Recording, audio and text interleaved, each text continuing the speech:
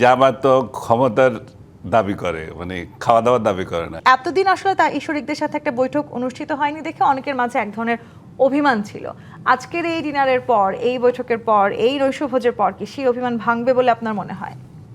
ভাঙা তো উচিত, কারণ ৩-৪ মাসের মাথায় এসে উনি যে বৈঠক করছেন, এটা একটা আনুষ্ঠানিক বৈঠক এবং একটা মর্যাদাপূর্ণ বৈঠক। আমি কালকে দেখলাম কয়েকজন নেতা এটা ফেসবুকে পোস্টও করেছেন, তাকে দাওয়াত দেওয়া হয়েছে।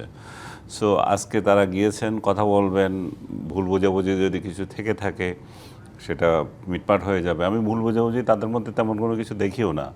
হয়তো একটা অভিমান, যে আপনি যেটা বলছিলেন যে ভাই ক্ষমতা যাওয়ার পর আমাদেরকে ভুলে গেছেন কিনা, স্বাভাবিক, সেটা একটা সৌন্দর্য চায় যে আমরা একসঙ্গে ছিলাম, একসঙ্গে আন্দোলন করেছিলাম।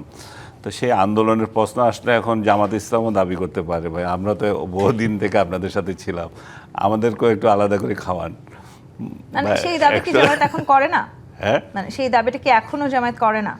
জামাত তো ক্ষমতার দাবি করে, মানে খাওয়া দাওয়ার দাবি করে না, এখন দেখা সাক্ষাতের দাবি করে না, তার দেখা সাক্ষাৎ তো হয়। নগদ নিয়ে এলো হার না মানা হার অফার।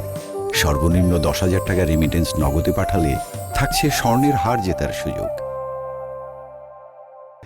আমি মনে করি যে এটা ভালো সূচনা, একটা সৌহার্দ্যপূর্ণ রিলেশনগুলো আসলে দরকার। আমাদের রাজনৈতিক দলগুলোর মধ্যে যে বিভেদ তৈরি হয়েছে, এবং ইভেন জামাতকেও যদি আলাদা করে ডাকে, এনসিপিকেও যারা ডাকে, আমি সেটাও খুব ওয়েলকাম করি।